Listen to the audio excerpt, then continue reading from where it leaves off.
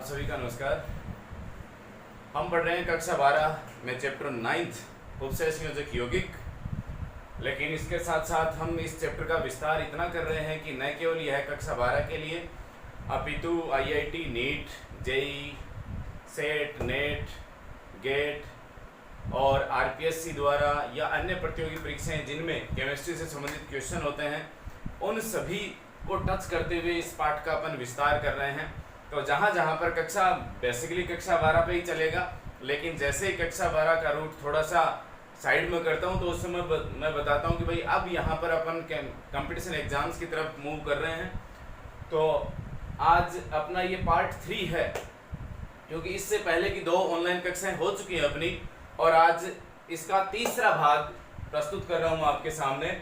और इसमें मैं लेकर आया हूँ उपसहसंयोजक संख्या, कोऑर्डिनेशन नंबर। क्योंकि कल मैंने आपसे वादा किया था कि अपनी जो तीसरा पार्ट होगा, तीसरी जो कक्षा होगी, इसकी क्लास होगी, उसमें मैं आपको बताऊंगा कि किस प्रकार से किसी यौगिक का निर्माण करते हैं। जैसे मैं बार बार आपको ये ऐसा याद रटने की जरूरत नहीं है कि भाई NiCl4 है, ये इस प्रकार से इसे रटने की जरूरत नहीं है अपने को। ये अपन खुद बना सकते हैं। किस प्रकार से बनाएंगे, कक्षा 12 के बच्चे विशेष ध्यान से सुने इस चीज को। ये सब खेल है उपसय संयोजक नंबर का, यानी it is the only game of the coordination number. केवल उपसय संयोजन संख्या का कमाल है ये। और देखिए किस प्रकार से है। अब यहाँ पर मैं आपको उपसय संयोजक संख्या बताने जा रहा हूँ। पहले तो हालांकि पहले भी डिस्कस हो चुका है, लेकिन अब यहाँ पर इस टॉपिक को अपन विस्तार से पढ़ने वाले हैं। तो उपसय संयोजक संख्या से तात्पर्य अपना क्या है, सीधे यदि एक शब्दों में बात कह करके खत्म की जाए तो वो ये है कि किसी भी संकुल में उसके धातु आयन से लिगेंड जितने सिग्मा बंध बनाते हैं वो सिग्मा बंधों की संख्या ही क्या कहलाती है, उपसय संयोजन संख्या कहलाती है। यहां ध्यान दीजिए, सिग्मा बंध मतलब कोई एक दंतुक लिगेंड है मोनोडेंटेट, तो वह कितने बंध बनाएगा, एक लिगेंड एक बंध बनाएगा। द्विदंतुक लिगेंड है तो वह एक लिगेंड 2 बंध बनाएगा। इसका मतलब अपन क्या करें, एक दंतुक लिगेंड है तो लिगेंडों की संख्या गिन ले, वो क्या होगी, उसके सिग्मा बंधों की संख्या होगी। द्विदंतुक होगी तो एक लिगेंड 2 बना रहा है तो टोटल जितने लिगेंड है उनको 2 से मल्टीप्लाई कर ले, तो सीधा सीधा अपना अर्थ आ जाएगा। उपसय संयोजन संख्या क्या हो गया, यहाँ पर उपसय संयोजन संख्या है केंद्रीय धातु परमाणु से जुड़े लिगेंड जितने सिग्मा बंध बनाते हैं उन सिग्मा बंधों की संख्या को ही अपन कह रहे हैं उपसय संयोजन संख्या। अब यहाँ सोचने वाली बात अपनी यह है कि भाई कोई भी धातु है वह कितनी उपसय संयोजन संख्या रख सकता है। तो मैं कुछ ब्रीफली रफली आइडिया बता रहा हूं आपको। उस आइडिया से आप वो संकुल बना पाओगे, रटने की बिल्कुल भी जरूरत नहीं है आपको। मैं जो उपसय संयोजन संख्या बता रहा हूं 99% केस में वो उपसय संयोजन संख्या लगानी है अपने को। अब कुछ एक विशेष संकुल है, वहां अपने को ये शर्त नहीं लगा के बैठनी कि नहीं मैं तो 6 ही जोड़ू, मैं तो 8 ही जोड़ू, ऐसा नहीं हो। लेकिन जो अपन संकुल बनाना चाह रहे हैं वो संकुल अपनी इस मैंने जो ट्रिक आपको बता रहा हूं उस ट्रिक से आराम से बन जाने वाले हैं। तो देखिए यहाँ पर कोबाल्ट यदि मान लो केंद्रीय धातु परमाणु के रूप में CO3+ में, तो इसकी उपसय संयोजन संख्या होगी 6। यानी कोबाल्ट CO3+ ले रहे हो तो कितने से जुड़ेगा, 6 से जुड़ेगा। अब यहाँ ध्यान दीजिए, एक एक को बनाते चलेंगे अपन। 1-2 एग्जाम्पल ये आपके सारा क्लियर हुआ। कोबाल्ट है, ये CO3+ का मान लो मैंने माइंड में सेट कर लिया कि मुझे CO3+ का संकुल बनाना है, और मैं NH3 के साथ जोड़ रहा हूं तो NH3 के कितने जोड़ने पड़ेंगे, मुझे 6 जोड़ने पड़ेंगे, क्योंकि इसकी उपसय संयोजन संख्या कितनी है, 6, और इससे बन गया ये एक संकुल।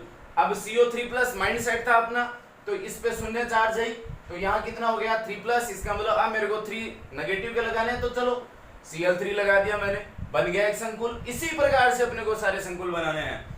नेक्स्ट लीजिए, अपने Fe2 हो या Fe3+ हो, दोनों ही कंडीशन में इसकी समन्वय संख्या उपसय संयोजन संख्या कितनी होगी, 6 होगी। Cu2+ में 4 होगी, Cr3+ में 6 होगी, Ag+ में 2 होगी, Ni2+ में 4 और Ni4 में 6, प्लेटिनम 2+ आयन में 4 और प्लेटिनम 4+ में होगी 6। यहाँ ध्यान देने वाली बात यह है, जिस पे +2 आ रहा है उसकी ऑक्सीकरण अवस्था मोस्टली, जिसकी ऑक्सीकरण अवस्था +2 है उसकी समन्वय संख्या मोस्टली में क्या है, 4 है, और जिसकी 3 है उसकी जिसकी ऑक्सीकरण अवस्था 3 है उसकी उपसय संयोजन संख्या लगभग 6 है। और कुछ एक अलग है, जैसे Fe2+ है 6 ले लिया अपन ने, Ag का एक अलग मैटर है। तो इस प्रकार से अपने यहाँ पर जो अपने को संकुल बनाने हैं वो अपन इनसे बना सकते हैं। अब देखिएगा, आप प्लेटिनम का कोई संकुल बनाइए, आप माइंड सेट कीजिए कि प्लेटिनम आपके पास 2 है, Pt2+ में भी ले सकते हो, Pt4+ में भी ले सकते हो। सोचिए आप, चलिए मान लीजिए प्लेटिनम 2+ है, मैंने 2+ में लिया, तो मुझे कितने जोड़ने पड़ेंगे? 4 लिगेंड जोड़ने पड़ेंगे। तो क्या जोड़ूं बोलिए? जैसे अपन नेगेटिव के जोड़े, तो चलिए Cl के जोड़ दिए मैंने 4 जोड़ दिए, एक हेलोजन एक Cl पे कितना नेगेटिव -1, तो 4 पर -4 +4 -4 कितना बच गया? -2 बन गया संकुल। -2 इधर है तो यहाँ कोई भी धनात्मक लगाइए, तो यहाँ पर मैंने पोटेशियम लगा दिया, हो गया। अब देखिए प्लेटिनम का ही मैं 4+ लेकर के करता हूँ, तो प्लेटिनम 4+, अब मुझे जोड़ने कितने पड़ेंगे? 6 जोड़ने पड़ेंगे। मैं यदि Cl ही लगा रहा हूँ तो कितने लगाऊंगा? 6 लगाऊंगा। तो 6 हो गए माइनस के, ये हो गया 4 हो गया प्लस के, 6 हो गए माइनस के, कितना बचा? -2। तो ये -2 को संतुष्ट करने के लिए यहाँ पे +2 वाला या +1 वाले के हिसाब से आप जैसे K2 लिख दीजिए, या Ca लिख रहे हो तो केवल Ca, क्योंकि Ca के ऊपर अकेले पर कितना है? 2 पॉजिटिव है, यानी आवेश का संतुलन अपन कर देते हैं। तो अपन ने बहुत ही आसानी से, मैं दावा करता हूं आपको, आप इसे फॉलो कीजिए, और फॉलो करने के बाद में आपको एक भी संकुल रटने की जरूरत नहीं है।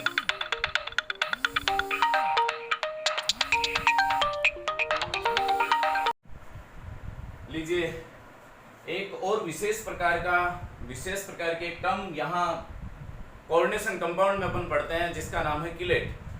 तो किलेट देखिए, मैंने यहाँ किलेट लिगेंड लिखा है। किलेट का तात्पर्य क्या है? किलेट क्या है? एक यूनानी वर्ड है जिसे अपन किलोस कहा जाता है। किलेट है वह किलोस से बना है, और किलोस का तात्पर्य है केकड़े का पंजा, केकड़े का पंजा। अब देखिए यहाँ पर ये किलेट है क्या? तो पहली चीज, कोई भी धातु हो, वह धातु ऐसे लिगेंडों से जुड़ा हुआ है जो एक से अधिक दाता परमाणु रखते हैं, यानी द्विदंतुक या बहुदंतुक लिगेंड जब धातु से जुड़ते हैं, धातु के साथ बंध बनाते हैं।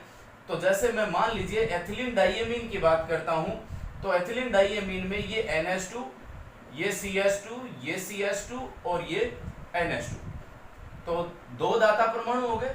ये 2 दाता परमाणु उस धातु के साथ में बंध बना रहे हैं। यानी मैं ये कह रहा हूं कि किलेट का क्या तात्पर्य है?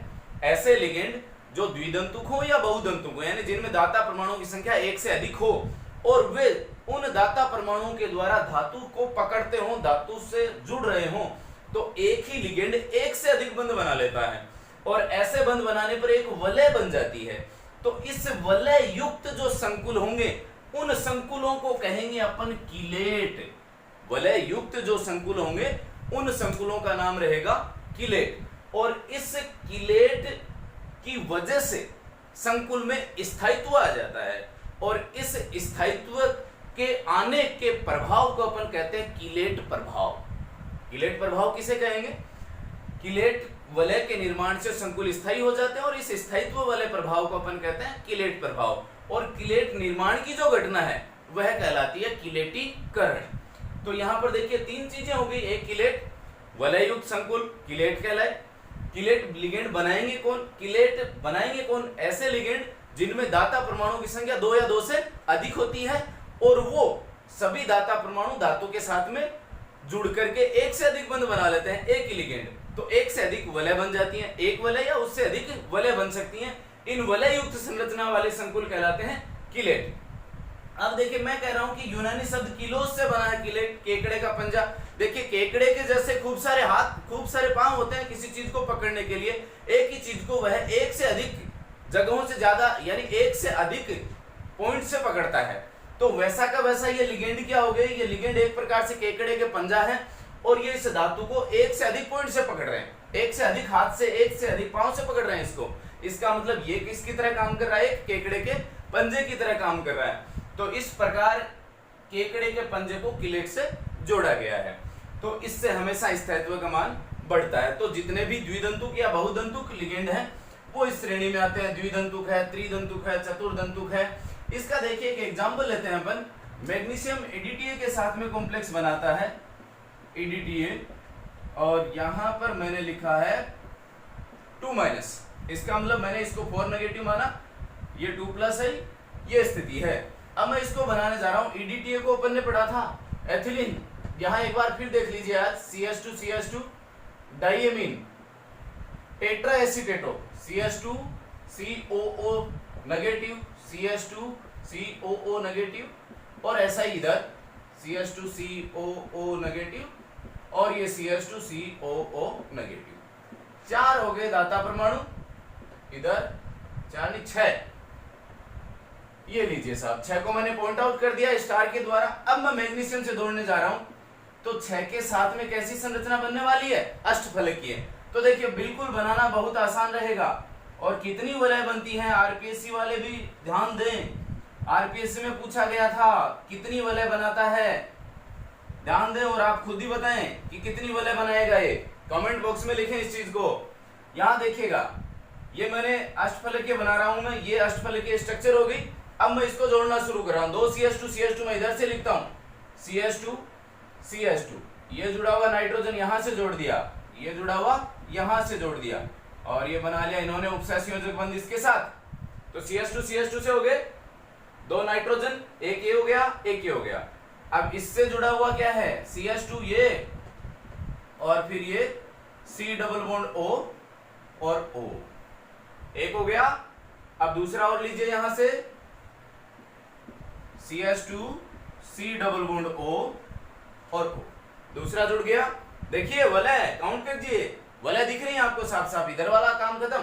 अब नाइट्रोजन ये हो गई दूसरी वाली, CH2 C+O लीजिए, CH2 C+O, फिर लीजिए अगला CH2 C+O और O, काउंट कीजिए। अब आपको बिल्कुल आराम से आप बता पाएंगे। तो ये क्वेश्चन मार्क आपके लिए, काउंट करके बताइए कि इसमें EDTA मैग्नीशियम के साथ में कितनी वलय का निर्माण कर रहा है। क्वेश्चन है आपके लिए यहाँ पर, ये रहा अपना उपसहसंयोजक संख्या। और उपसहसंयोजक संख्या के बाद में अपन ने पढ़ा किलेट और किलेट प्रभाव। किलेटीकरण से हमेशा स्थायित्व बढ़ता है, हमेशा ध्यान रखें इस चीज का। लीजिए अब अपन चलते हैं इस पार्ट के आगे की तरफ, और जहां आता है आइसोमेरिज्म या समावयवता। तो समावयवता क्या होती है, समावयवता होती है ऐसे यौगिक जिनके अणु सूत्र तो समान होते हैं, अणु सूत्र समान होते हैं, लेकिन उनकी संरचना अथवा त्रिविम व्यवस्था भिन्न भिन्न हो सकती है। ऐसे यौगिक कहलाते हैं एक दूसरे के समावयव, और उनका यह गुण कहलाता है समावयवता।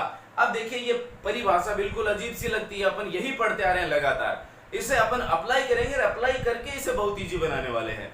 तो यहाँ देखिए जिसका अणु सूत्र समान होगा, अणु सूत्र समान होगा मतलब अणुभार भी बराबर होगा। तो जितने भी समावयव होंगे, जितने भी यौगिक होंगे, उनके अणु सूत्र समान होते हैं, लेकिन उनके संरचना सूत्र अथवा त्रिविम व्यवस्थाएं उनकी भिन्न भिन्न होती है, वो कहलाते हैं इनकी समावयवता। तो समावयवता और समावयवता को अपन ने बांटा यहां पर 2 भागों में, संरचनात्मक समावयवता और त्रिविम समावयवता। तो अपन समावयवता की बात कर रहे थे। समावयवता में 2 प्रकार की समावयवता है, एक संरचनात्मक और एक त्रिविम समावयवता। त्रिविम समावयवता को अभी अपन यहीं तक रखते हैं, उसके बाद इससे विस्तार से पढ़ना है। त्रिविम समावयवता में 2 पढ़नी है अपने को, ज्यामितीय और प्रकाशिकी 2 ही होती है। तो इसको तो मैं अभी मिटा देता हूं, इसको अपन आगे लेते हैं। अब अभी अपन पढ़ेंगे संरचनात्मक समावयवता। संरचनात्मक समावयवता में पहली, जैसे इसकी परिभाषित करें तो क्या रहेगा, वे यौगिक जिनके अणु सूत्र एक समान होंगे, लेकिन उनकी संरचनाएं क्या होने वाली हैं, भिन्न भिन्न रहने वाली हैं। तो ऐसे यौगिक कहलाते हैं संरचनात्मक समावयव, और उनके द्वारा प्रदर्शित यह समावयवता कहलाती है संरचनात्मक समावयवता। नेक्स्ट लेते हैं अपन संरचनात्मक समावयवता को कितने भागों में बांटा गया है, अभी 6 है। एक पहले हुआ करता था 7, जिसे अपन बहुलकन समावयवता भी कहते थे। बाद में हाल ही के दिनों में इसे हटा लिया गया है, बहुलकन समावयवता।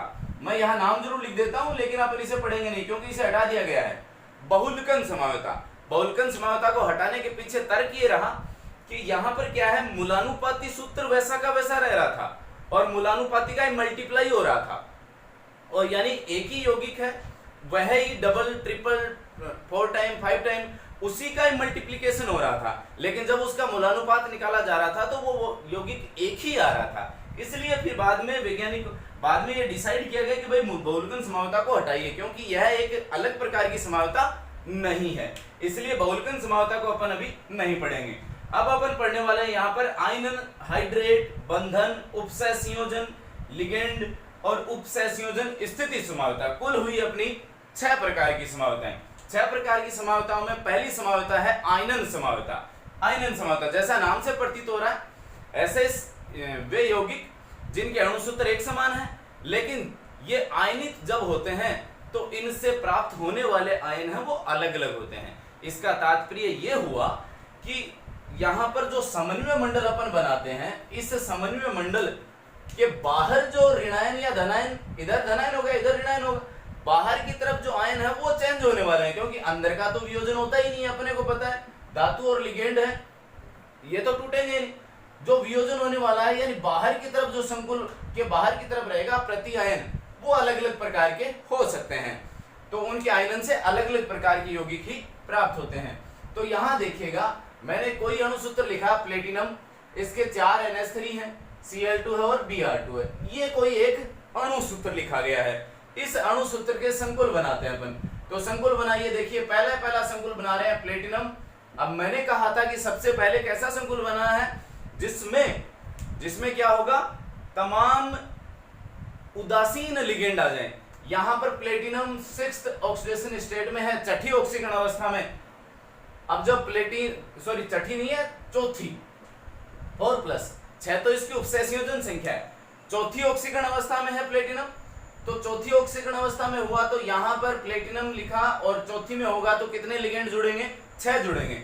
6 में 4 उदासीन है, 2 ये रे, तो मैं पहले नेगेटिव जोड़ देता हूं, चलिए कोई दिक्कत नहीं है, और उसके बाद में जोड़ दिया मैंने NH3 के होल 4, हो गए 6। इसके ऊपर ऑक्सीकरण अवस्था 4, 1 पर -1, 2 पर -2, इस पे 0, आवेश का बीजगणित योग कितना रहा, 4 प्लस के 2 माइनस के 0, कितना रहा, प्लस के 2, तो 2+ हो गया। 2+ है तो इसे संतुलित करने के लिए बाहर मैंने क्या रख दिया, Br2 और बचा हुआ अभी, तो Br2 रख दिया मैंने। ये बन गया पहला संकुल। अब दूसरा संकुल इसका क्या बनने वाला है, यहां पर ये जो आयन है, अभी Br टूटेगा इसका जब वियोजन होगा तो, लेकिन अभी Cl2 है, ये बाहर आ जाएगा, Br2 अंदर आ जाएगा, यानी नेक्स्ट जो बनेगा दूसरा Br2 NH3 का होल 4, ये, और बाहर आ गया Cl2। अब देखिए जब ये आयनित होगा तो यहां क्या बनने वाला है, प्लेटिनम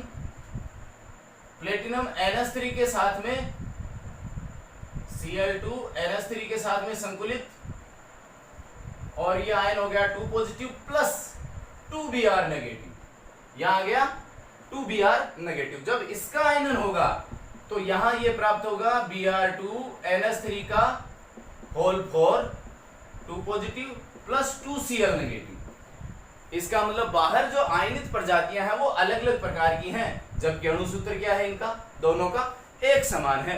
तो इस प्रकार के ये जो यौगिक हैं, ये जो संकुल यौगिक हैं, ये दोनों संकुल यौगिक एक दूसरे के आयनन समावयव कहलाते हैं, और इनका जो आयन बनाकर के अलग अलग आयन देने की जो प्रवृत्ति है, यह इनकी आयनन समावयवता को प्रदर्शित करती है।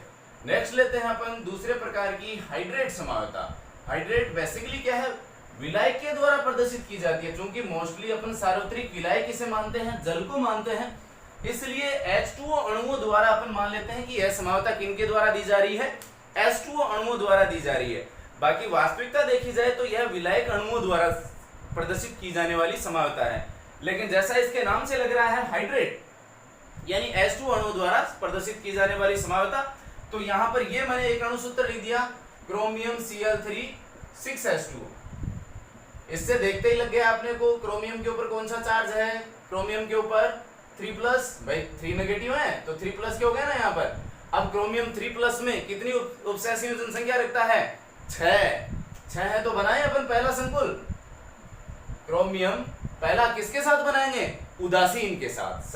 सभी लिगेंड कौन से रहेंगे, उदासीन वाले। तो न्यूट्रल H2O लिगेंड ले लिया, 3+ है यहाँ पर, इसके ऊपर 0 ऑक्सीडेशन स्टेट, तो यहाँ कितना आ गया 3+, तो क्या जोड़ दिया बाहर, Cl3, सिंपल सा। सेकंड ले, अब क्या करेंगे अपन, अब H2O बाहर निकालते जाएंगे।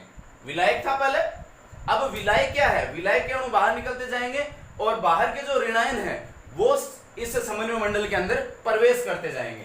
तो दूसरा जो संकुल बनेगा, अब H2O के कितने होने वाले हैं 5, और Cr के साथ में क्या जुड़ गया Cl, एक Cl अंदर आ गया है और बाहर क्या रह गए 2 Cl और एक H2O बाहर चला गया। तीसरा CrCl2, H2O के कितने रह गए अभी 4, ये रहा, और बाहर कितने जल के अणु गए, एक Cl बाहर और जल के अणु रह गए 2 H2O। अभी चौथा CrCl3 और H2O कितने रहेंगे 3, टोटल तो 6 ही करना है अपने को, अंदर की समन्वय संख्या 6 रखेंगे, ये 3 3, ये 2 4 6, 1 5 6, ये टोटल 6, तो 6 की 6 समन्वय संख्या रखनी है और बाहर की तरफ रह गए 3 H2O। तो इस प्रकार से अपन ने देखा कि यह भी आयनन के जैसी ही मिलती जुलती है, आयनन समावयता के जैसी ही समावयता है, लेकिन यहाँ कौन समावयता प्रदर्शित कर रहा है, विलायक, यानी बेसिकली अपन किसको ले रहे हैं यहाँ पर, जल को ले रहे हैं। तो जल क्या कर रहा है, एक बार समन्वय मंडल के अंदर है, फिर सने सने क्या कर रहा है, बाहर वाले आयन अंदर प्रवेश कर रहे हैं, अंदर वाले बाहर जा रहे हैं। तो इस प्रकार की समावयता किसके द्वारा प्रदर्शित की जा रही है, बेसिकली जल के अणुओं द्वारा प्रदर्शित की जाने के कारण इसे अपन कहते हैं हाइड्रेट समावयता।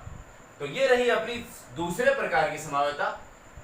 मेरे ख्याल से आपके कहीं दिक्कत नहीं हो रही होगी, और फिर भी यदि कहीं समस्या हो रही हो तो आप कमेंट बॉक्स में जरूर लिखें, आपकी हर समस्या का समाधान होगा। तीसरे प्रकार की समावयता है बंधन समावयता। बंधन समावयता का बॉन्डिंग जो है, जो लिंकेज होगा, बंधन समावयता क्या रहेगी, यह मुख्यतः उन लिगेंडों द्वारा दी जाएगी जो उभय दंतुक होते हैं, या फिर जिनमें एक से अधिक प्रकार के दाता परमाणु होते हैं, लेकिन वो एक बार में एक ही दाता परमाणु बंध बनाता है, यानी बात वही उभय दंतुक लिगेंडों द्वारा प्रदर्शित की जाने वाली है। तो यहाँ पहला एग्जांपल लेते हैं अपन, देखिए CO कोबाल्ट लिया है मैंने, और इसके साथ में H2O के कर दिए मैंने साहब 5, और एक ले लिया मैंने CN, उभय दंतुक लिगेंड ले लिया मैंने अभी यहाँ पर। आप चाहे यहाँ NH3 करें, कहीं दिक्कत वाली बात नहीं है। चलिए आपकी बात मानते हुए मैं कर देता हूँ NH3 के होल 5, कहीं दिक्कत वाली बात नहीं है। इसमें कोबाल्ट को कितना ऑक्सीडेशन स्टेट में रखूं, 3+ में कर दूं, CO3+, ये 1 और ये सॉरी ये 5 हो गए, ये 1 6 हो गए। तो कोबाल्ट CO3+ में समन्वय संख्या, अवशेष संयोजन संख्या 6 रख रहा है।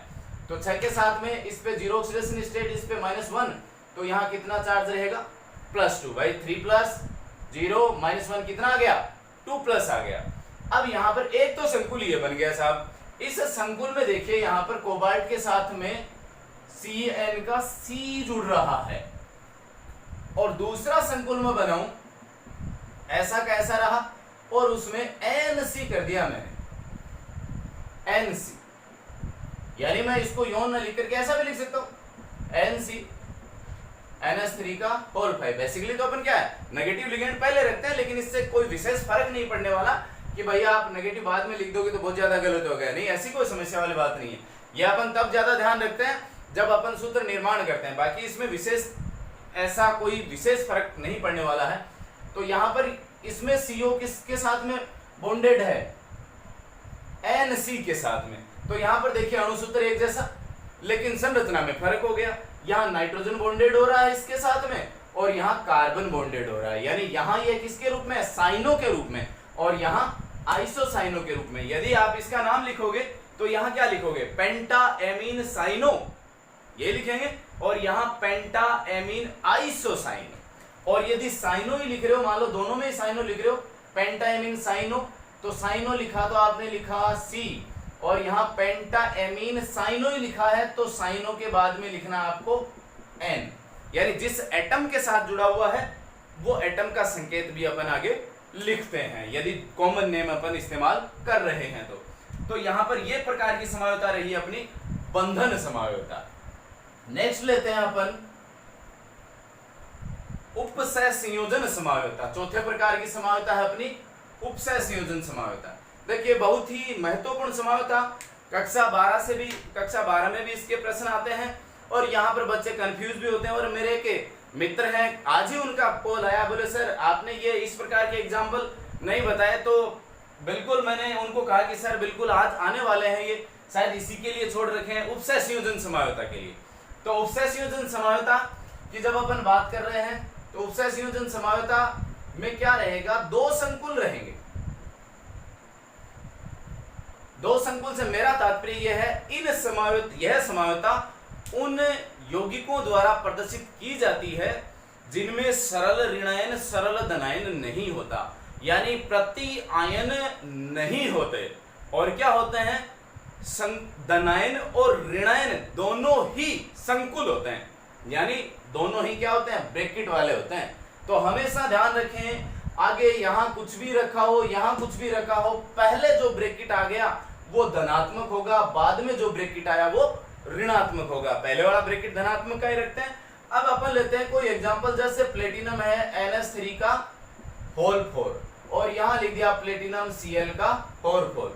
तो इस प्रकार का अपन ने एग्जांपल लिया यहां पर, और एग्जांपल लेकर इसको हल करते हैं।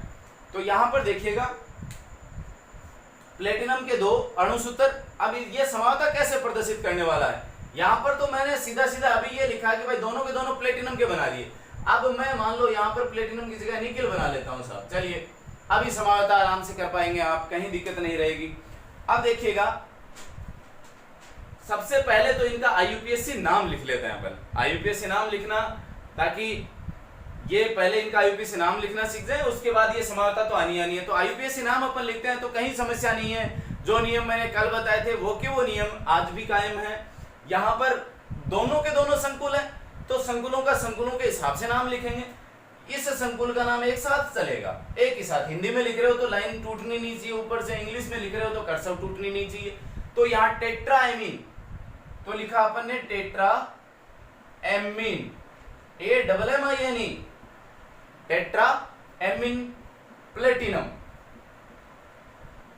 और कोष्टक में ऑक्सीडेशन स्टेट। अब यहां पर ऑक्सीडेशन स्टेट अपनी क्या लगाएं, तो यहां वो मेरा ट्रिक काम में है नहीं आपको, कि जो अपन उपसय संयोजन संख्या लिख रहे हैं वो आपने लिखते समय आपके माइंड में आई होगी कि किसमें कितना जुड़ रहा है। जैसे प्लेटिनम के साथ कितना जुड़ रहा है, 4 जुड़ रहा है, इसका मतलब प्लेटिनम पे कितनी होनी चाहिए भाई, ऑक्सीडेशन स्टेट +2 होनी चाहिए। सेट करके देखोगे, हमेशा सेट करके चेक कर लेना कि भाई कहीं अप डाउन तो नहीं हो रहा है। प्लेटिनम पे 2 है ना, प्लेटिनम पे 2 है, NH3 पे कितना है, 0 है, हो गया। अब इन दोनों का बीजगणितीय योग करो, 2 प्लस के 0 कितना हो गया, 2 प्लस, ये 2 प्लस हो गया। तो यहाँ 100% क्या आएगा, 2 माइनस आना चाहिए, चेक करके चेक करेंगे आप। तो यहाँ पर निकिल, अब इसका लिखे अपन, तो यहाँ ऑक्सीडेशन स्टेट बाद में लिख लेंगे अपन, पहले इसका देख लेते हैं कि क्या ये सही तो है। तो प्लेटिनम पे मैंने 2 मान करके यहाँ 2 प्लस निकाला तो यहाँ 2 माइनस आना चाहिए। तो निकिल ऑक्सीडेशन स्टेट +2, तभी तो उपसय संयोजन संख्या कितनी, 4। तो इसको +2 कर दूं, 1 Cl पे -1 तो 4 पर -4, तो +2 -4 कितना बचा, -2, मतलब करेक्ट है। इसका मतलब दोनों प्लेटिनम और निकिल दोनों की ऑक्सीकरण अवस्था कितनी है, सेकंड। तो यहाँ बिल्कुल बेखौफ होकर के लिखिएगा, प्लेटिनम के आगे ऑक्सीडेशन स्टेट सेकंड। ये इस संकुल का नाम हो गया। दूसरा संकुल का आगे से शुरू कर दीजिए, यहां से टेट्रा क्लोरो या क्लोराइडो, दोनों नाम चल रहे हैं। भाई पहले का यहां तक नाम हुआ, दूसरे का आगे से शुरू कर दिया, टेट्रा क्लोरो। अब निकल लिखा आपने, अब देखेंगे निकलेट लिखे या नहीं लिखे। बिल्कुल यहाँ नेगेटिव चार्ज है, 8 लगाएंगे और कोष्टक में ऑक्सीडेशन स्टेट सेकंड लिखेंगे। तो ये तो रही इनके नामकरण की बात, कहीं भी अलग नहीं है। अपन पहले का पहले वाले का नाम लिख लो, बाद वाले में बाद में नाम लिख लो, दोनों की ऑक्सीकरण अवस्थाएं सेम की सेम दर्शाते जाइए। इसका नाम हो गया, इसका नाम हो गया, नाम में कहीं समस्या नहीं होनी।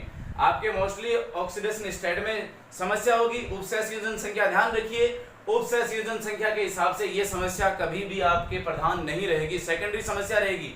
जैसे आप चेक करोगे आवेश यहाँ पर आया हुआ, यहाँ पर आया हुआ आवेश एक दूसरे के ऑपोजिट और इक्वल होगा, इसका मतलब आप जो कर रहे हैं वो सही हो रहा है। अब अपन बात करते हैं इसकी समझौता की। तो उपसय संयोजन समझौता, अब उपसय संयोजन समझौता में क्या रहेगा, उपसय संयोजक जो समन्वय मंडल है, ये समन्वय मंडल में जो लिगेंड मौजूद है, ये लिगेंड अपना स्थान बदल लेंगे और लिगेंड स्थान बदल करके एक समन्वय मंडल से किस में आ जाएंगे, दूसरे में आ जाएंगे। यानी NH3 अब किसके पास आ गए, निकिल के पास, और Cl किसके पास आ गए, प्लेटिनम के पास। तो NH3 किसके पास जा रहे हैं, निकिल के पास, NH3 का होल 4, और प्लेटिनम के पास कौन आ गए, Cl के 4। तो क्या रहा, समन्वय मंडल के अंदर का मामला बदल गया। पहले निकिल के साथ कौन था, Cl था, और प्लेटिनम के साथ कौन था, NH3 था। अब मामला बदल गया है। तो इस वजह से यह समावता जो उत्पन्न हुई है इसे कहते हैं अपन उपसहसंयोजन समावयवता। अब यहाँ आपका ये सवाल लाजमी होगा कि भाई पहले प्लेटिनम था और अभी आपने निकिल लिख दिया, तो मैं अपने सवाल पर अब भी कायम हूं कि पहले किसको रखेंगे, जिस पर धनावेश होगा और बाद में जिस पर ऋणावेश होगा। जैसे ही NH3 इस निकिल के साथ आया है तो NH3 पे क्या है, शून्य ऑक्सीडेशन, शून्य इसके उदासीन है, कोई चार्ज नहीं है। और निकिल पे कौन सा था, +2, तो टोटल चार्ज क्या आ गया, प्लस आ गया।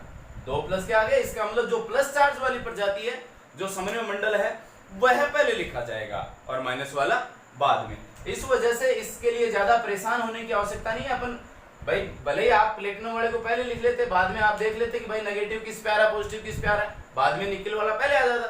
तो यहाँ पर ऐसी कोई समस्या नहीं आनी। तो ये रही अपनी उपसहसंयोजन समावयवता। अगली लेते हैं अपन लिगेंड समावयवता। लिगेंड समावयवता में यहाँ पर क्या रहेगा, लिगेंड स्वयं ही अपनी समावयवता प्रदर्शित कर रहा है, यानी लिगेंड के अंदर ही उपस्थित कोई प्रजाति अपना स्थान बदलती रहती है। जैसे यह समावयवता मोस्टली जो ऑर्गेनिक लिगेंड हैं उनके द्वारा प्रदर्शित की जाती है। एक एग्जांपल लेते हैं, उससे इसको समझते हैं। लीजिए, लिगेंड समावयवता की अपन बात कर रहे थे। लिगेंड समावयवता में मैं कह रहा था कि भाई लिगेंड है वह स्वयं अपनी अंदर ही अपनी प्रजातियों की पोजीशन चेंज करते हुए यह समावयवता दर्शाता है। जैसे मैंने ये लिखा क्रोमियम NH3 के 5 है, यहां पर लिखा मैंने, ये देखिएगा C6H4Cl, यहां पर मैं बना रहा हूं ये फेनिल और ये 2 नंबर के ऊपर जुड़ा हुआ है Cl। अब यहां पर इसका तात्पर्य ये रह गया कि भाई ये वाला ग्रुप है और ये 1 और ये 2 नंबर पे जुड़ा हुआ Cl, ये हो गया।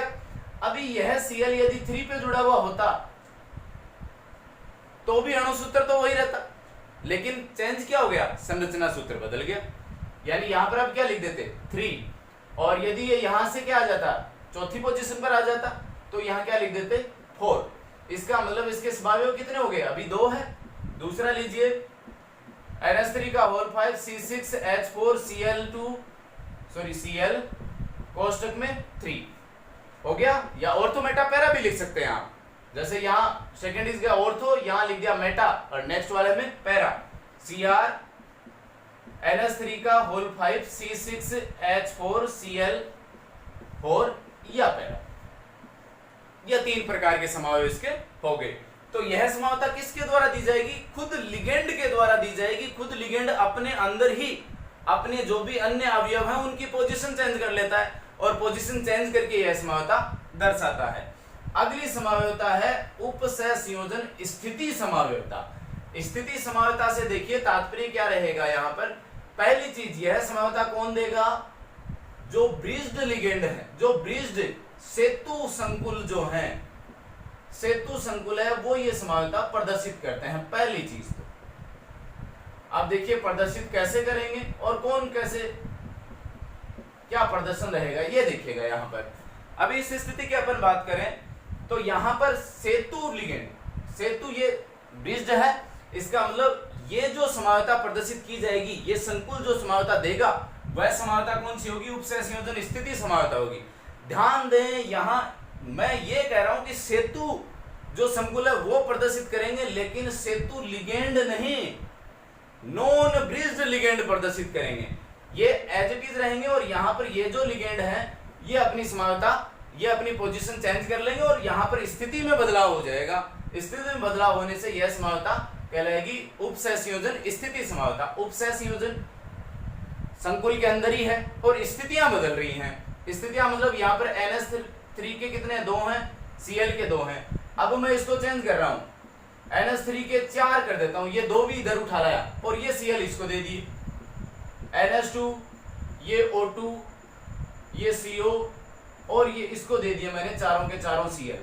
ये लो साहब, क्या बदला, केवल स्थिति बदली, बाकी कुछ नहीं बदला। तो नॉन ब्रिज्ड जो लिगेंड है वो अपनी स्थिति बदल लेते हैं और स्थिति में बदलाव से जो समावयवता उत्पन्न हो रही है उसे कहते हैं अपन उपसहसंयोजन स्थिति समावयवता। और 7वीं समावयवता का मैंने पहले ही, इसका तो कल्याण हो ही गया, बहुलकन समावयवता अपने को पढ़नी नहीं है। तो ये तो रही अपनी संरचनात्मक समावयवता। अब आ रही है अगला टॉपिक होगा अपना बहुत ही विशेष टॉपिक, जिसे अपन त्रिविम समावयवता के रूप में जानते हैं। लेकिन त्रिविम समावयवता पे बढ़े उससे पहले 2-3 एग्जाम्पल के साथ में कुछ प्रॉब्लम्स मैं आपसे शेयर कर रहा हूं, ताकि आपका भी अभ्यास हो जाए और आपको नई नई प्रॉब्लम से मुखातिब होने का मौका भी मिल जाए। तो लेते हैं अगली कुछ एक प्रॉब्लम्स। ये लीजिए 2 विशेष एग्जाम्पल मैं लेकर के आया हूं, और इन दोनों विशेष एग्जाम्पल ये खास करके 12th की बजाय नेट है, सेट है या अन्य जो कंपटीशन एग्जाम्स हैं उनके लिए महत्वपूर्ण है। 12th में इस प्रकार का नहीं मिलेगा, लेकिन अदर जो कंपटीशन एग्जाम है उनमें अपने को मिलेगा। पहला है रीनियम के साथ में 8 Cl के जो लिगेंड हैं वो जुड़े हुए हैं। इसका IUPAC नाम लिखना आपने कुछ। अब तो IUPAC नाम क्या रहेगा, चलिए बोलिए। ऑक्टा क्लोराइडो रीनियम ऑक्सीडेशन स्टेट इसकी निकालेंगे, +3 आ जाएगी। थर्ड भाई 1 पे -1 है, ये लो, तो माइनस के कितने हो गए 8, तो इसके कितने करें 2 है ना, तो 3 दूनी 6,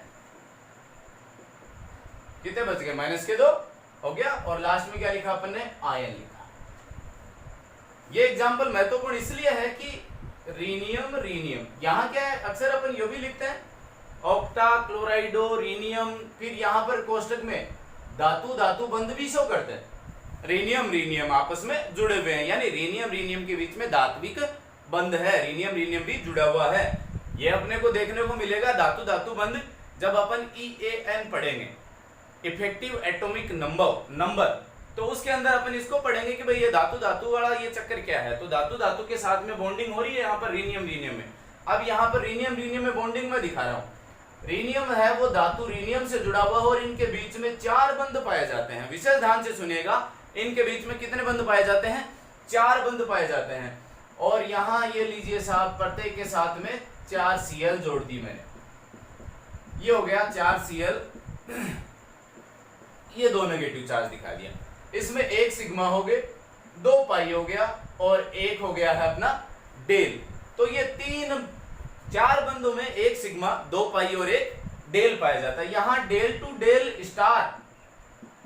डेल स्टार इलेक्ट्रॉनिक ट्रांजिशन की वजह से रंग प्रदर्शित करता है। बिल्कुल ध्यान दें, यहाँ पर जो पूछे जाने वाली चीजें हैं, नेट वगैरह, सेट वगैरह या अन्य RPSC के एग्जाम में पूछा जाता है रीनियम के बीच में कितने बंध हैं, तो कितने बंध होंगे, 4 बंध होंगे यहाँ पर रीनियम के बीच में।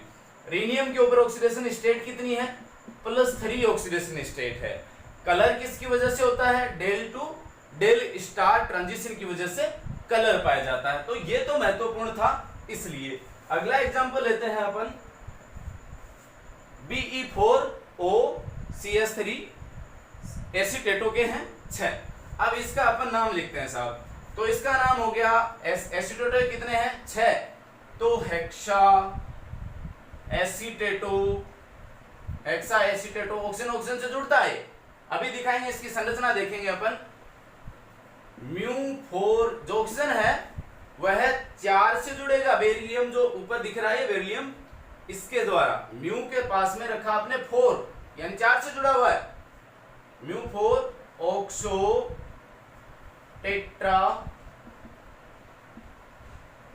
बेरिलियम, और ऑक्सीडेशन स्टेट लिखी मैंने इसकी 3rd। अब देखते हैं इसकी स्ट्रक्चर कैसे बनती है। तो स्ट्रक्चर बनाते हैं इसकी, यहां देखिएगा 4 बेरिलियम है, वो 4 कोनों पे रखिए। अभी आप किस प्रकार से स्ट्रक्चर बनाने जा रहे हैं, BE, ये BE और ये BE। एक OAC दे दीजिए, एसिटिल समूह जुड़ गया, दूसरा OAC एसिटिल समूह, तीसरा OAC, चौथा OAC, 4 जुड़ गए साहब।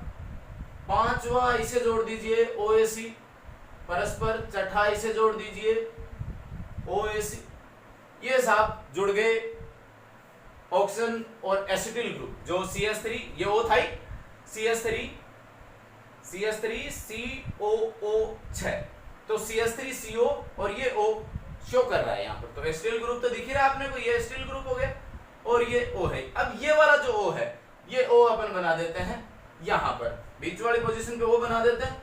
ये इससे जुड़ा सभी से जुड़ेगा, चारों बी से ऑक्सीजन जुड़ा, इसलिए अपन ने क्या लिखा इसको, μ4। तो इस प्रकार से बनी इसकी संरचना, जिसे अपन कह रहे हैं hexa mu acetato μ4 oxo tetra beryllium third. तो इस प्रकार से ये दोनों ही एग्जाम्पल है, वो नेट है, गेट है, सेट है, या कुछ हद तक IIT और नीट में भी पूछे जाने की संभावना इसकी रहती है। बाकी आरपीएससी या आरपीएससी फर्स्ट ग्रेड में भी ये पूछे जाने की संभावना पूरी रहती है। तो ये थी अपनी संरचनात्मक संभाव्यताएं।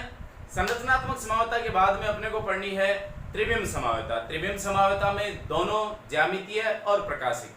तो पार्ट 4 अपना हिस्सा होगा, पार्ट 4 का हिस्सा होंगी त्रिविम संभाव्यता में ज्यामितीय और प्रकाशिक संभाव्यता। और कुल मिलाकर के 6 पार्ट तक ये चैप्टर पूरी तरह से बहुत अच्छे तरीके से क्लियर करवा करके दे दिया जाएगा। अभी तीसरा पार्ट खत्म हुआ, 3 पार्ट और होंगे अपने इसके, और उसके बाद ये चैप्टर खत्म। तब तक के लिए जय हिंद, जय भारत।